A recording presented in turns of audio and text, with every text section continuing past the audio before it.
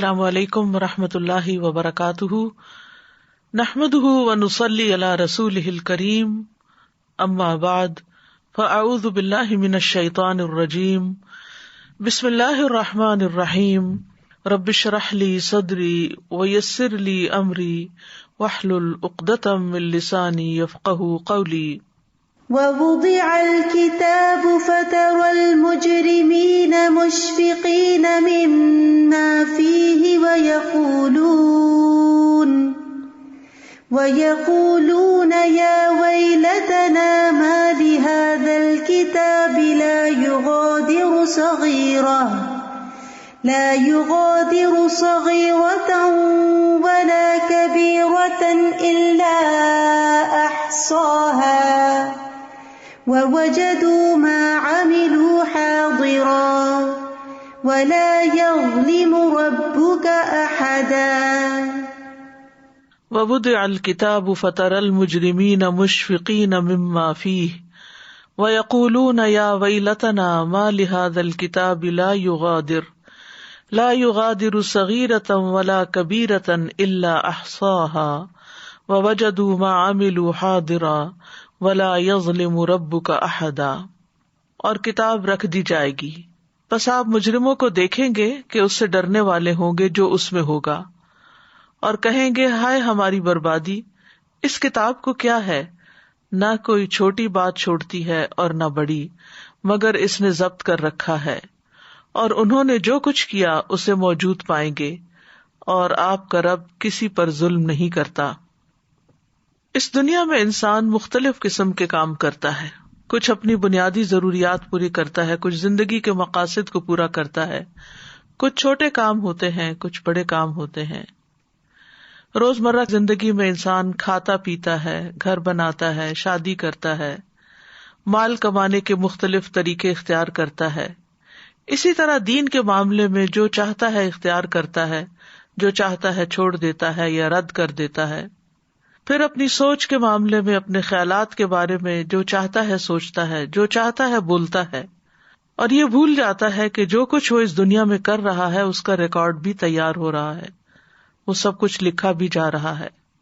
یاد رہے کہ جو کچھ انسان کو یہاں ملا ہے وہ امتحان کے لیے ہے، وقتی طور پر ہے، اور ان سب نعمتوں کا جو دنیا میں اسے ملی ہیں ان کا ایک دن حساب ہوگا، اس سے پوچھ گچھ ہوگی کہ ان کو کس کام میں استعمال کیا۔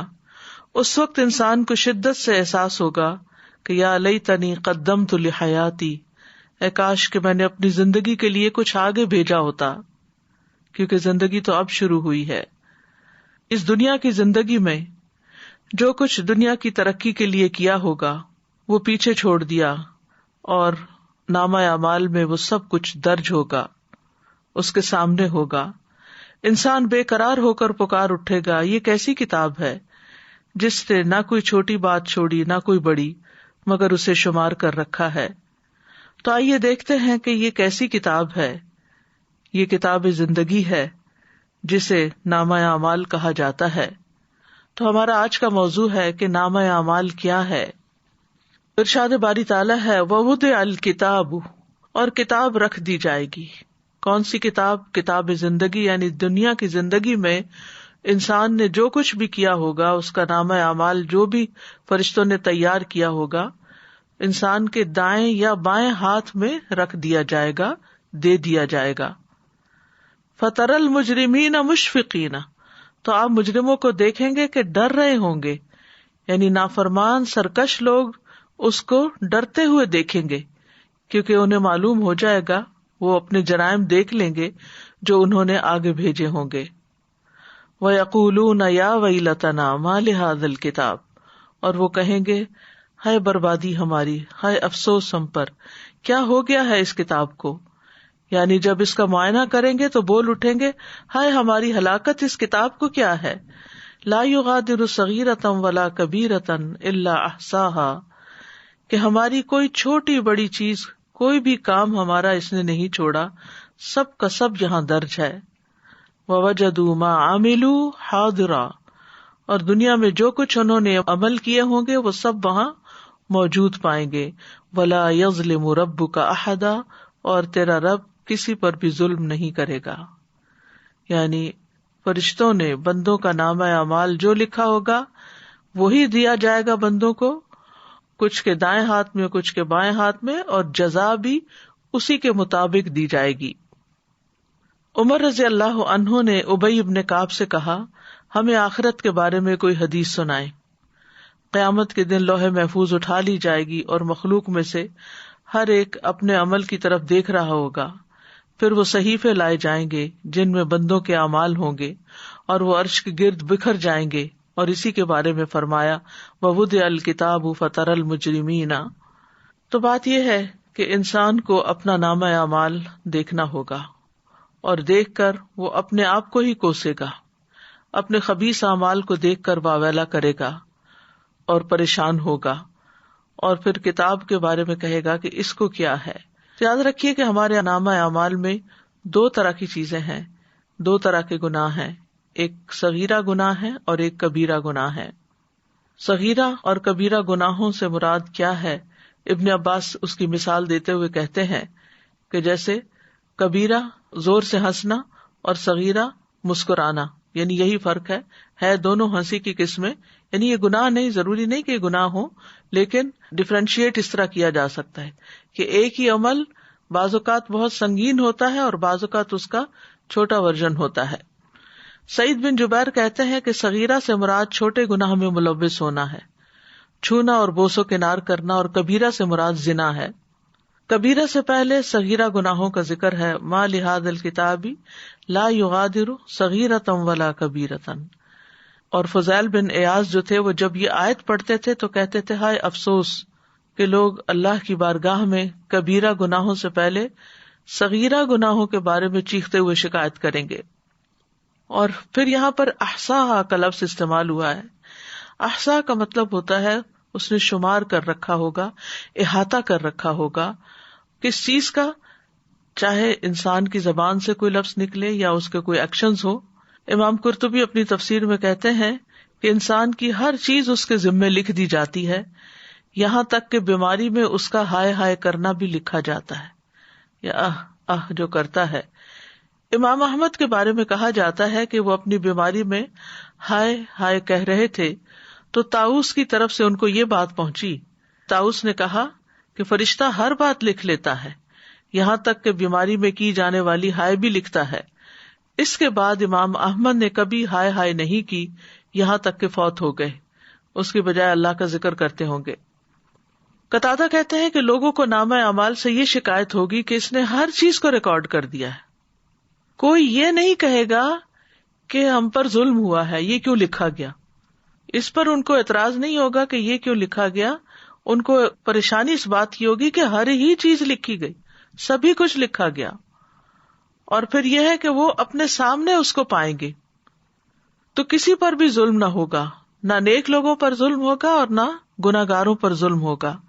نہ نیک لوگوں کی اطاعت میں سے کوئی کمی کی جائے گی اور نہ گناہگاروں کے عذاب میں کچھ اضافہ کیا جائے گا، کیونکہ اللہ سبحانہ تعالیٰ کسی پر بھی ظلم نہیں کرتا.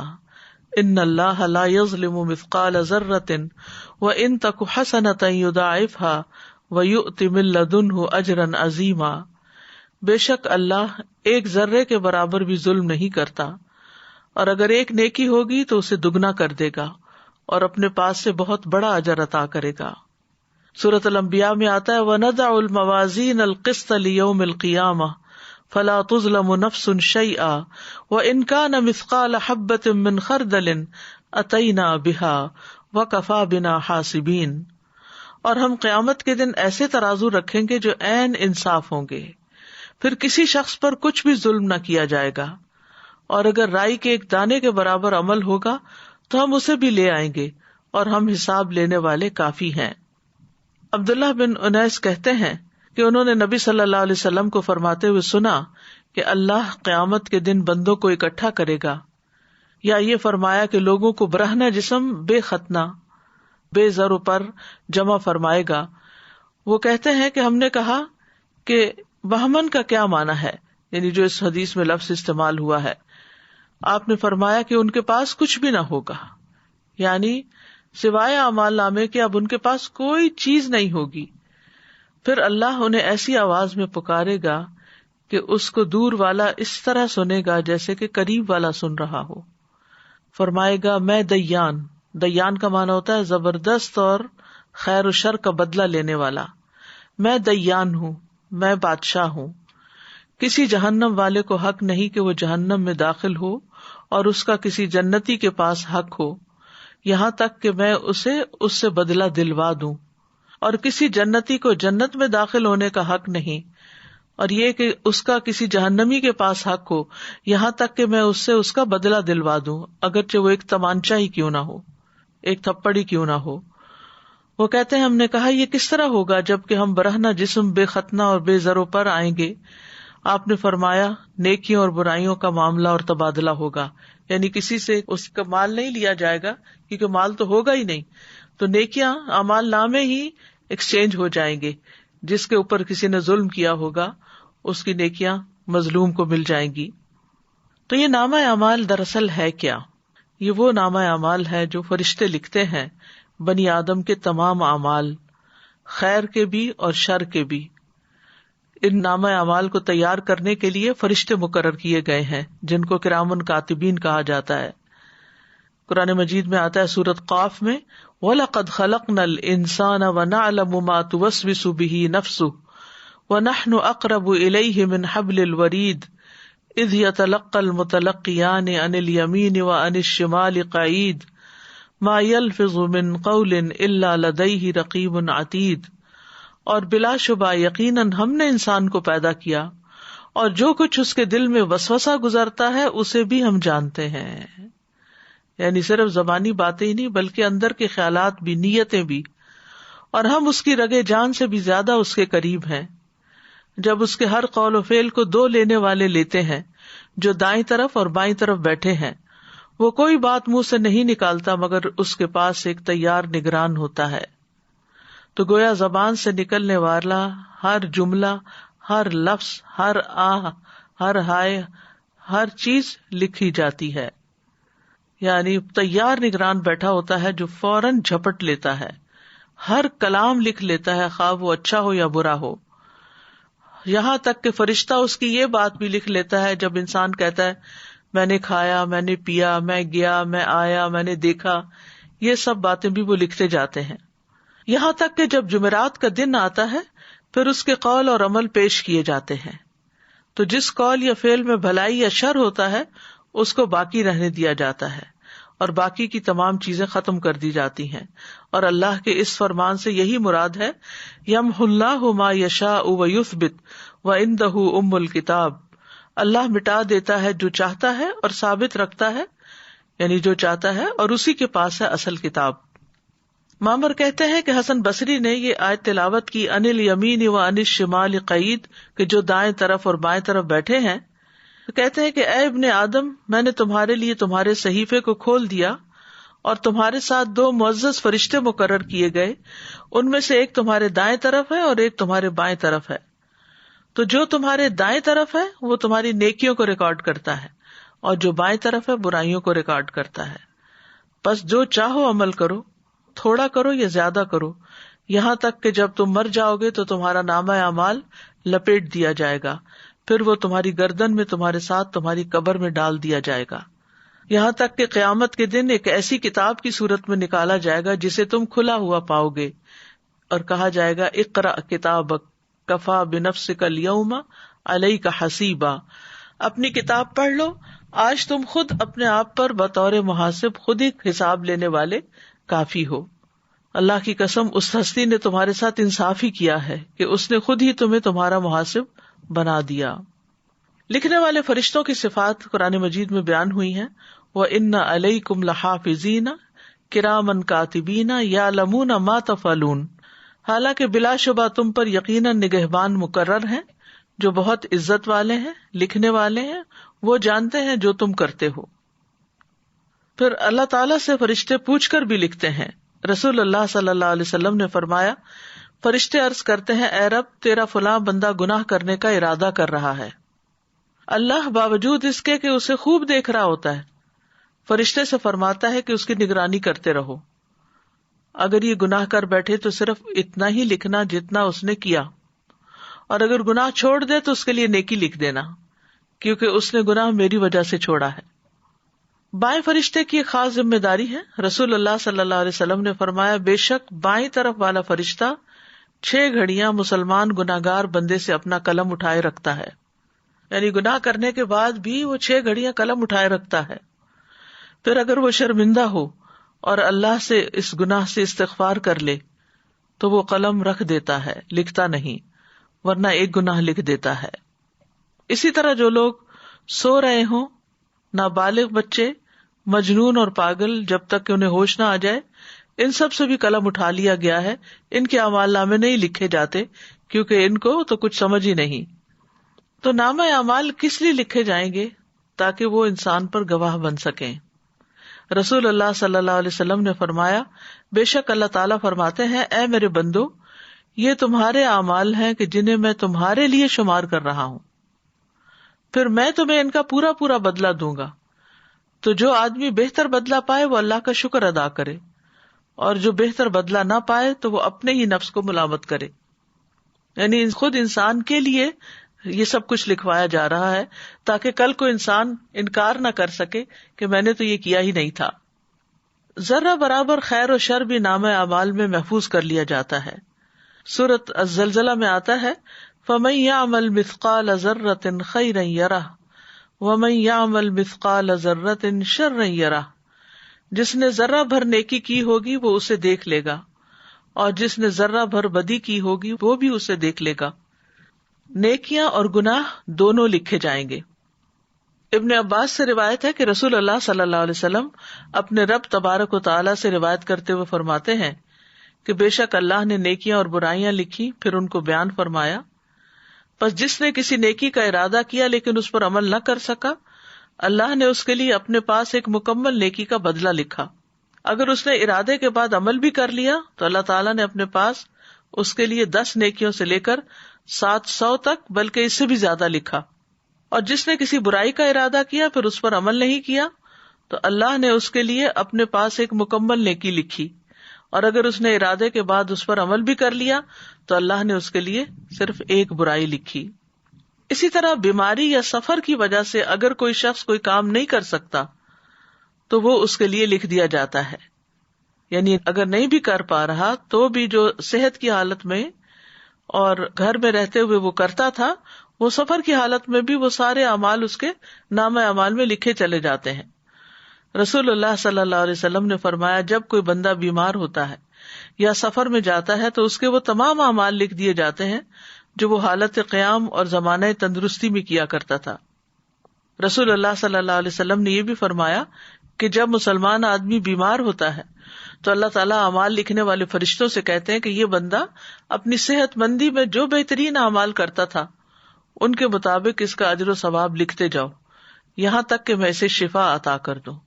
تو اس لیے بندہ مومن کے لیے تو بیماری بھی ایک رحمت ہے کہ اس کو بیماری پر صبر کرنے کا، تکلیف اٹھانے کا بھی اجر ملتا ہے، اور اس کے ساتھ ساتھ اس کے نامہ اعمال میں نیکیاں بھی لکھی جاتی ہیں۔ اسی طرح جو شخص اچھی نیت رکھتا اور پھر کام نہیں کر سکتا تو اس کی نیت کی وجہ سے بھی اس کو اجر ملتا ہے۔ تہجد کے لیے اگر کوئی نیت کر کے سوئے لیکن اس کی آنکھ ہی نہیں کھلی اور وہ تہجد اس کے رہ گئے تو پھر بھی نہ اٹھ سکنے کے باوجود اس کی نیت کی بنا پر اس کو ثواب مل جاتا ہے، اور اس کی نیند اس کے رب کی طرف سے اس پر صدقہ ہوتی ہے۔ پھر اگر کوئی معقول عذر ہو، کوئی وجہ ہو اور اس وجہ سے انسان نیک عمل نہ کر سکے تو اس پر بھی اجر لکھا جاتا ہے۔ جیسے سورۃ التوبہ میں آتا ہے، وَلَا يَطَعُونَ مَوْطِئًا يَغِيظُ الْكُفَّارَ وَلَا يَنَالُونَ مِنْ عَدُوٍّ نَيْلًا إِلَّا كُتِبَ لَهُمْ بِهِ عَمَلٌ صَالِحٌ إِنَّ اللَّهَ لَا يُضِيعُ أَجْرَ الْمُحْسِنِينَ۔ اور نہ کسی ایسی جگہ پر قدم رکھتے ہیں جو کافروں کو غصہ دلائے، اور نہ کسی دشمن سے کوئی کامیابی حاصل کرتے ہیں، مگر اس کے بدلے ان کے لیے ایک نیک عمل لکھ دیا جاتا ہے۔ یقیناً اللہ نیکی کرنے والوں کا اجر ضائع نہیں کرتا۔ یہ ان لوگوں کے بارے میں آیت اتری تھی جو جنگ تبوک سے پیچھے رہ گئے تھے کیونکہ ان کے پاس سواریاں نہیں تھی، وہ ساتھ نہیں جا سکتے تھے، تو ان کے بارے میں کہا گیا کہ جہاں جہاں بھی لشکر جا رہا ہے یہ ان کے ساتھ ہیں، اور ان کے لیے بھی نیک عمل لکھا جا رہا ہے کیونکہ ان کا سچا ارادہ تھا جانے کا۔ اسی طرح مسجد کی طرف جانے والے قدم بھی لکھے جاتے ہیں. بنو سلمہ کے لوگ مدینہ کے ایک کونے میں مسجد سے دور رہتے تھے. انہوں نے مسجد کے قریب منتقل ہونے کا ارادہ کیا تو یہ آیت نازل ہوئی، انا نحن نحیی الموتى ونکتب ما قدموا وآثارهم، بے شک ہم ہی زندہ کریں گے مردوں کو اور ہم لکھ رہے ہیں جو انہوں نے آگے بھیجا اور ان کے آثار بھی. تو رسول اللہ صلی اللہ علیہ وسلم نے فرمایا، بے شک تمہارے نشانات قدم لکھے جا رہے ہیں. یعنی انسان اپنے پاؤں سے چل کر جس زمین پر بھی جاتا ہے وہ زمین بھی گواہ بنے گی، اور وہ قدم اگر نیکی کے کام میں ہے تو ثواب کے طور پہ لکھے جائیں گے، اور اگر کسی برے کام سے اور برے ارادے سے انسان نکلا ہے یا اٹھا ہے اپنی جگہ سے تو وہ قدم اس کے برائی کے خانے میں لکھے جائیں گے. اسی طرح طواف میں اٹھائے گئے قدم وہ بھی لکھے جاتے ہیں. رسول اللہ صلی اللہ علیہ وسلم نے فرمایا، جو شخص گن کر طواف کے 7 چکر لگائے اور 2 رکعت نماز پڑھے تو یہ ایک غلام آزاد کرنے کے برابر ہے، یعنی ثواب ہے. اور جو شخص ایک قدم بھی اٹھاتا یا رکھتا ہے، یعنی ایک اٹھاتا ہے ایک رکھتا ہے ایک اٹھاتا ہے ایک رکھتا ہے، تو ہر قدم پر اس کے لیے 10 نیکیاں لکھی جاتی ہیں اور اس سے 10 گناہ مٹائے جاتے ہیں اور اس سے 10 درجات بلند کیے جاتے ہیں. اس سے انسان اندازہ کر سکتا ہے کہ کتنا زیادہ اجر و ثواب ہے. پھر حاجی کی سواری کے قدم لکھے جاتے ہیں. نبی صلی اللہ علیہ وسلم نے فرمایا، جب تم اپنے گھر سے بیت الحرام کے ارادے سے نکلتے ہو تو تمہاری اونٹنی کوئی قدم نہیں رکھتی اور نہ اسے اٹھاتی ہے، مگر اللہ تعالیٰ اس کے ساتھ تمہارے لیے ایک نیکی لکھ دیتا ہے اور تم سے ایک گناہ مٹا دیتا ہے. یعنی حاجی سفر پر ہی نکلتا ہے، اپنا ایک قدم اٹھاتا ہے، سواری پر بیٹھتا ہے، تو بظاہر تو یہ انسان کہتا ہے کہ میرا پتہ نہیں کیا ثواب ہے کیا نہیں، میں تو سواری پر بیٹھا ہوا ہوں. لیکن اس کا بھی اجر بتا دیا گیا کہ اگر وہ اللہ کے کام کے لیے نکلتا ہے، بیت الحرام کی طرف نکلتا ہے، تو جو قدم سواری اٹھاتی ہے اس ہر قدم کے لیے نیکی لکھی جاتی ہے. پھر اسی طرح سلام کرنا اور سلام کا جواب دیا جانا، اس میں بھی انسان کے لیے نیکیاں لکھی جاتی ہیں. سہل بن حنیف کہتے ہیں کہ رسول اللہ صلی اللہ علیہ وسلم نے فرمایا، جس نے السلام علیکم کہا اس کے لیے 10 نیکیاں لکھی جائیں گی، جس نے السلام علیکم ورحمۃ اللہ کہا اس کے لیے 20 نیکیاں لکھی جائیں گی، اور جس نے السلام علیکم ورحمۃ اللہ وبرکاتہ کہا اس کے لیے 30 نیکیاں لکھی جائیں گی. اسی طرح جو تسبیحات ہم پڑھتے ہیں، آپ نے فرمایا اللہ نے 4 کلمات چنے ہیں، سبحان اللہ والحمد للہ ولا الہ الا اللہ واللہ اکبر. جس نے سبحان اللہ کہا اس کے لیے 20 نیکیاں اور 20 برائیاں مٹا دی جاتی ہیں. جس نے اللہ اکبر کہا اس کے لیے بھی اسی طرح، اور جس نے لا الہ الا اللہ کہا اس کے لیے بھی اسی طرح، الحمد للہ کہا اس کے لیے بھی. یعنی 4 کلمات پہ ہر کلمہ کہنے پر یہ نیکیاں لکھی جاتی ہیں اور ساتھ برائیاں بھی مٹائی جاتی ہیں. اسی طرح گھر والوں پہ خرچ کرنے اور مریض کی عیادت کرنے کا ثواب بھی لکھا جاتا ہے. رسول اللہ صلی اللہ علیہ وسلم نے فرمایا، جو شخص اللہ کی راہ میں اپنی زائد چیز خرچ کر دے تو اس کا ثواب 700 گنا تک ہوگا. تو اگر ضرورت کی چیز خرچ کرے تو کتنا زیادہ ثواب ہوگا. اور جو اپنی ذات پر اور اپنے اہل خانہ پر خرچ کرے یا کسی بیمار کی عیادت کرے یا کسی تکلیف دہ چیز کو راستے سے ہٹا دے تو ہر نیکی کا بدلہ اس کی مثل 10 نیکیاں ہوں گی. اسی طرح جانور کی خوراک کے دانے کے بدلے نیکی لکھی جاتی. یعنی اگر آپ میں سے پرندے ہیں وہ ہو گئے یا ویسے آپ نے کوئی جانور پالے ہوئے ہیں تو جو بھی چارہ ان کو کھلاتے ہیں ہر دانے کے بدلے نیکی لکھی جاتی ہے. روح بن زمبا کہتے ہیں کہ ایک مرتبہ وہ تمیم داری کے ہاں ملاقات کے لیے گئے. وہاں پہنچ کر دیکھا کہ وہ خود اپنے گھوڑے کے لیے جو کے دانے صاف کر رہے ہیں، حالانکہ ان کے اہل خانہ بھی وہیں تھے. روح ان سے کہنے لگے، کیا ان میں سے کوئی یہ کام نہیں کر سکتا؟ انہیں گھر والے نہیں کر سکتے؟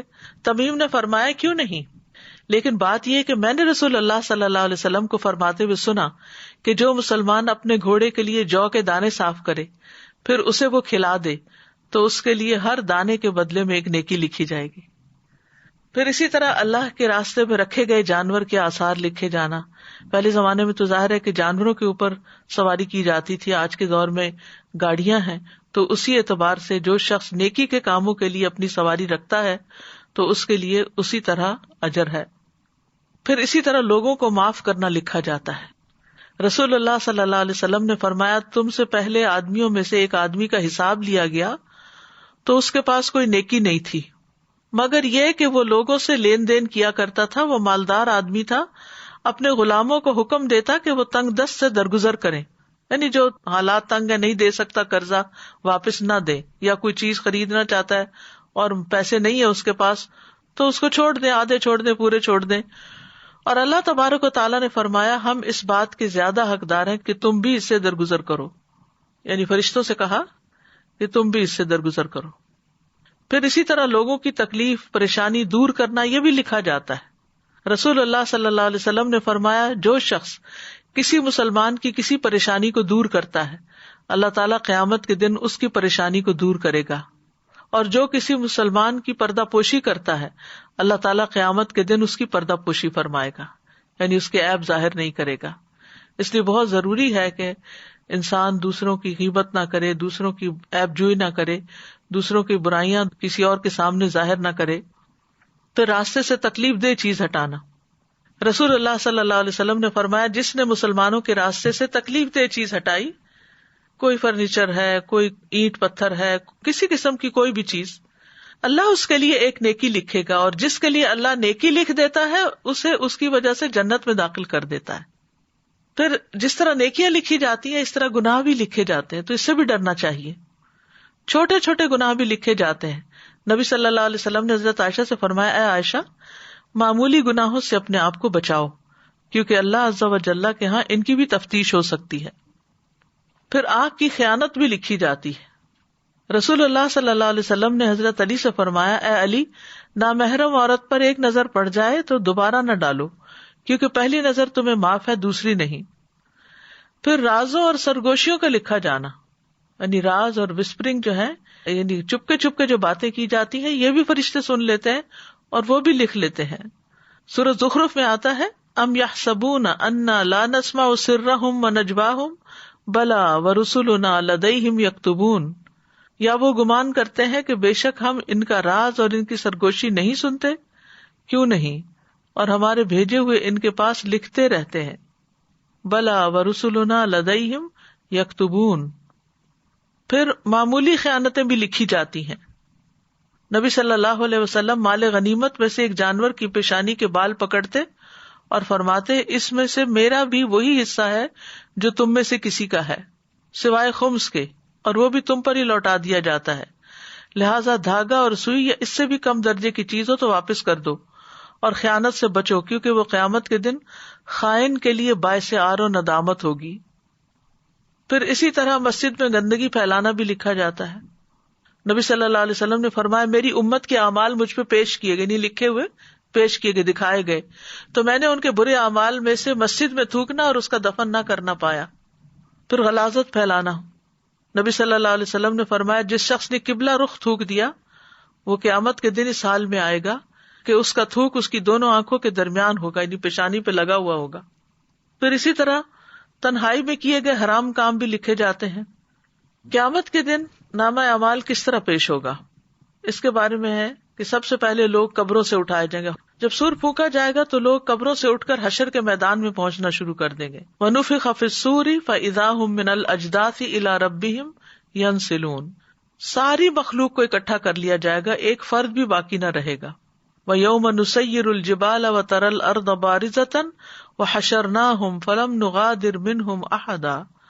اور جس دن ہم پہاڑوں کو چلائیں گے اور آپ زمین کو بالکل چٹیل اور ہموار دیکھیں گے اور ہم لوگوں کو جمع کریں گے تو ان میں سے کسی کو بھی باقی نہ چھوڑیں گے. پھر حشر کے میدان میں لوگوں کو نامہ اعمال تھما دیے جائیں گے. ساری مخلوق جب اکٹھی ہو جائے گی تو نامہ اعمال بانٹ دیے جائیں گے، اور جب تک اللہ چاہے گا وہ حشر کے میدان میں ننگے پاؤں ننگے جسم کھڑے رہیں گے. اور جب حساب کا وقت آ جائے گا جن سے اللہ حساب لینا چاہے گا تو اللہ ان کے نامہ اعمال کو لانے کا حکم دے گا. جس کو معزز لکھنے والوں یعنی فرشتوں نے لوگوں کے اعمال کو ذکر کر کے لکھا ہوگا تو وہ ان نامہ اعمال کو لے آئیں گے. پھر کچھ لوگوں کو دائیں ہاتھ میں نامہ اعمال دیا جائے گا، یہ خوش نصیب لوگ ہوں گے. کچھ کو ان کا نامہ اعمال بائیں ہاتھ میں دیا جائے گا یا ان کی پشت کے پیچھے سے دیا جائے گا، تو یہ بدبخت لوگ ہوں گے. پھر اس کے بعد ہر انسان اپنا نامہ اعمال پڑھے گا کہ میں نے کیا کیا، اپنی ڈائری پڑھے گا. پھر فیصلے کا انتظار کرے گا، اتنا انتظار کہ آنکھیں پھٹی ہوئی ہوں گی، پھٹ جائیں گی، تھک جائیں گی. نبی صلی اللہ علیہ وسلم نے فرمایا اللہ اگلوں اور پچھلوں کو کھڑے ہونے کی حالت میں ایک مقررہ دن کے لیے جمع کرے گا، جس کا ایک دن 40 سال کا ہوگا۔ ان کی آنکھیں پھٹی ہوئی ہوں گی اور اوپر کو اٹھی ہوئی ہوں گی، اور وہ مقدموں کے فیصلوں کا انتظار کر رہے ہوں گے۔ اللہ ہم سب پر رحم فرما دے، کیونکہ کتنا مشکل وقت ہوگا یہ۔ حشر کا دن بہت لمبا ہوگا۔ نبی صلی اللہ علیہ وسلم نے آیت تلاوت کی، یوم یقوم الناس لرب العالمین، اور فرمایا اس وقت تمہارا کیا حال ہوگا جب اللہ تمہیں 50,000 سال کے لیے اس طرح اکٹھا کرے گا جس طرح تیر کو کمان میں ڈالا جاتا ہے، اور پھر اللہ تعالیٰ اتنا عرصہ تمہاری طرف نظر بھی نہیں کرے گا۔ یعنی کتنا سخت دن ہوگا، اور حشر کے دن کتنی سخت گرمی ہوگی، سورج قریب آ جائے گا، ہر شخص اپنے پسینے میں ڈوبا ہوا ہوگا، اور حساب شروع کرنے کے لیے نبی صلی اللہ علیہ وسلم کی شفاعت ہوگی۔ اور اس میں ہم دیکھتے ہیں کہ جب لوگوں کو قیامت کا دن بہت لمبا محسوس ہوگا تو وہ ایک دوسرے سے کہیں گے آؤ آدم علیہ السلام کے پاس چلتے ہیں، وہ ابو البشر ہیں، کہ وہ اپنے رب عز و جل کے سامنے ہماری سفارش کر دے تاکہ وہ ہمارے درمیان فیصلہ شروع کر دے۔ چنانچہ سب لوگ آدم علیہ السلام کے پاس آئیں گے، وہ کہیں گے میں اس کام کا اہل نہیں ہوں، مجھے میری ایک خطا کی وجہ سے جنت سے نکال دیا گیا تھا، آج تو مجھے صرف اپنی فکر ہے۔ البتہ تم نوح علیہ السلام کے پاس چلے جاؤ جو تمہارے انبیاء کی بنیاد ہے۔ چنانچہ وہ نوح علیہ السلام کے پاس آئیں گے، وہ بھی یہی کہیں گے کہ میں اس کا اہل نہیں ہوں۔ تم خلیل اللہ ابراہیم کے پاس چلے جاؤ علیہ السلام، تو لوگ ابراہیم علیہ السلام کے پاس جائیں گے تو وہ بھی یہی کہیں گے کہ میں اس کام کا اہل نہیں ہوں۔ بالآخر لوگ نبی صلی اللہ علیہ وسلم کے پاس آئیں گے، وہ مجھ سے کہیں گے کہ اے محمد ہمارے لیے اپنے رب سے سفارش کر دے کہ وہ ہمارے درمیان فیصلہ کر دے۔ بس میں اللہ کے لیے سجدہ کرتا ہوا گر پڑوں گا اور اس کی ایسی حمد بیان کروں گا جو مجھ سے پہلے کسی نبی نے نہیں کی ہوگی، اور نہ ہی اس کی ایسی حمد میرے بعد کوئی بیان کرے گا۔ پھر کہا جائے گا کہ اے محمد اپنا سر اٹھائیے، آپ کو دیا جائے گا، کہیے سنا جائے گا، سفارش کیجیے، سفارش قبول کی جائے گی۔ تو یہ ہے نبی صلی اللہ علیہ وسلم کی سفارش قیامت کے دن۔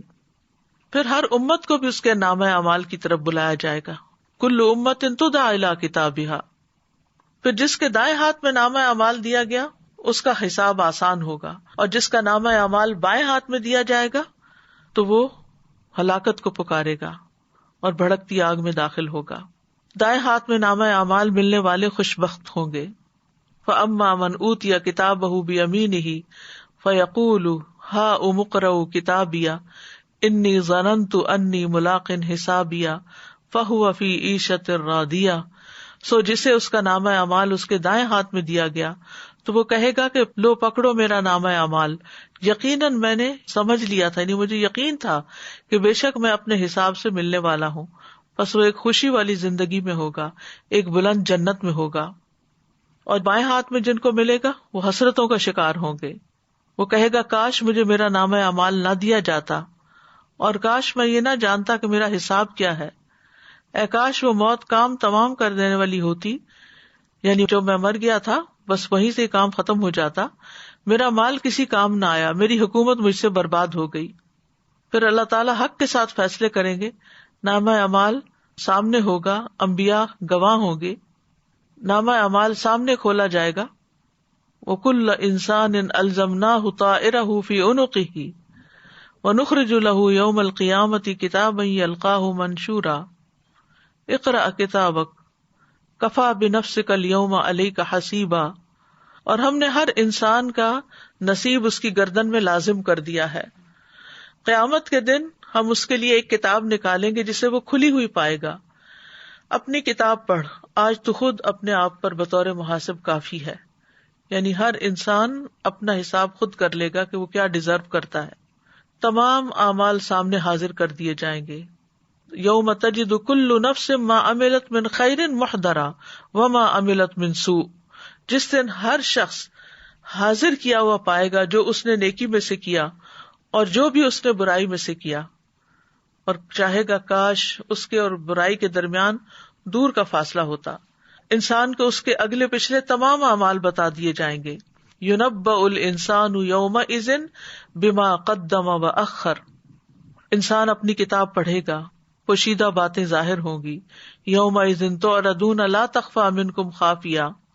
سینوں کے بھید کھل جائیں گے. وحصل ما فی الصدور ان ربہم بہم یومئذ لخبیر. ہر شخص اکیلا اللہ سبحانہ تعالیٰ کے سامنے پیش ہوگا.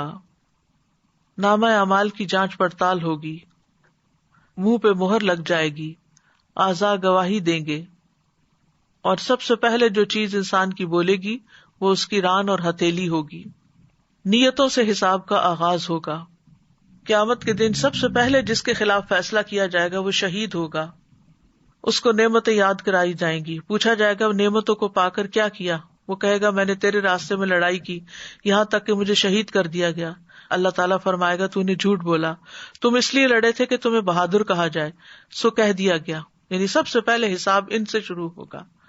پھر اس کے بارے میں حکم دیا جائے گا کہ اس کو منہ کے بل گھسیٹا جائے یہاں تک کہ آگ میں ڈال دیا جائے. اسی طرح جس شخص نے علم حاصل کیا اس کا بھی یہی حال ہوگا، اور جس نے مال خرچ کیا خوب اس کا بھی یہی حال ہوگا. حقوق اللہ میں سب سے پہلے نماز کا حساب ہوگا.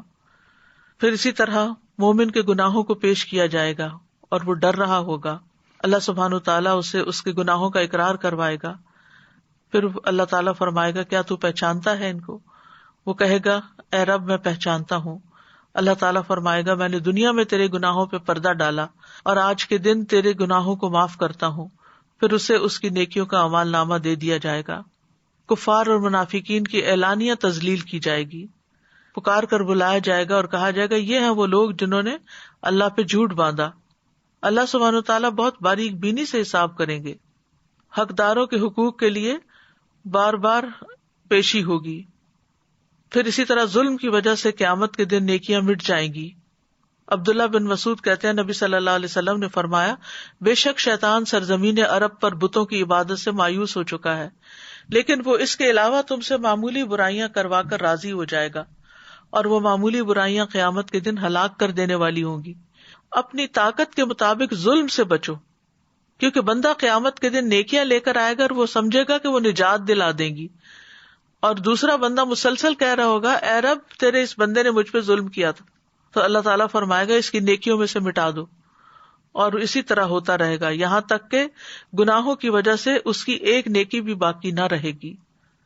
تو اس سے اندازہ لگائیں کہ کتنا ضروری ہے ایک تقوی والی زندگی گزارنا، ایک محتاط زندگی گزارنا. قیامت کے دن ظالم سے مظلوم کو قصاص دلایا جائے گا. وہ شخص جس کے پاس ڈھیروں نیکیاں ہوں گی لیکن اس نے ساتھ دوسروں کو تکلیف دی ہوگی، کسی کو گالی دی ہوگی، کسی پہ تہمت لگائی ہوگی، کسی کا مال کھایا ہوگا، کسی کا خون بہایا ہوگا، کسی کو مارا ہوگا، تو ان سب لوگوں کو اس آدمی کی نیکیاں دے دی جائیں گی. اور اگر اس کی نیکیاں ان کے حقوق کی ادائیگی سے پہلے ہی ختم ہو گئیں تو ان لوگوں کے گناہ اس آدمی پر ڈال دیے جائیں گے. پھر اس آدمی کو آگ میں ڈال دیا جائے گا. پھر اسی طرح اعمال کو تولا جائے گا، یعنی پیش ہونے کے بعد پھر اعمال تولے جائیں گے. عبداللہ بن قیس کہتے ہیں لوگوں کو قیامت کے دن 3 مرتبہ پیش کیا جائے گا. پہلی 2 مرتبہ پیش ہونے میں بحث و مباحثہ ہوگا اور عذر پیش کیے جائیں گے، اور جہاں تک تیسری مرتبہ کا پیش ہونا ہے تو اس وقت لوگوں کے ہاتھوں میں نامہ اعمال پہنچ جائے گا. کچھ لوگ اپنا نامہ اعمال دائیں ہاتھ میں لیں گے اور کچھ بائیں ہاتھ میں لیں گے. انصاف کے ترازو رکھ دیے جائیں گے، کسی پر کوئی ظلم نہ کیا جائے گا. قیامت کے دن اتنے بڑے ترازو رکھے جائیں گے کہ ان میں آسمان اور زمین کا بھی وزن کیا جا سکے. ہر چھوٹی بڑی بات کا وزن کیا جائے گا. بندوں کو بھی تولا جائے گا. اللہ کے نیک بندوں کا وزن کہیں زیادہ ہوگا.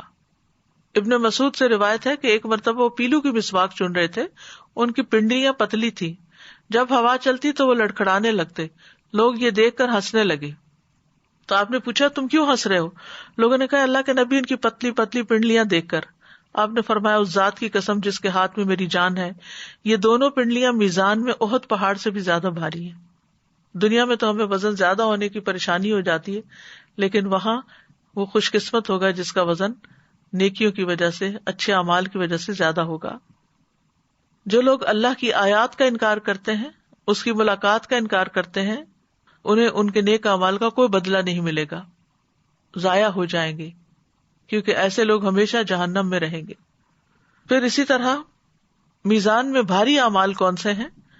لا الہ الا اللہ، اگر آسمان و زمین اور ان کے درمیان موجود تمام چیزوں کو ترازو کے ایک پلڑے میں رکھ دیا جائے اور لا الہ الا اللہ کو دوسرے پلڑے میں، تو یہ دوسرا پلڑا جھک جائے گا۔ پھر حسن اخلاق بہترین نیکی ہے۔ نبی صلی اللہ علیہ وسلم نے فرمایا، میزان میں حسن اخلاق سے زیادہ بھاری چیز کوئی نہیں۔ پھر لمبی خاموشی، یعنی انسان بغیر ضرورت بات نہ کرے۔ آپ نے فرمایا، تم اچھے اخلاق اور طویل خاموشی کو لازم پکڑو۔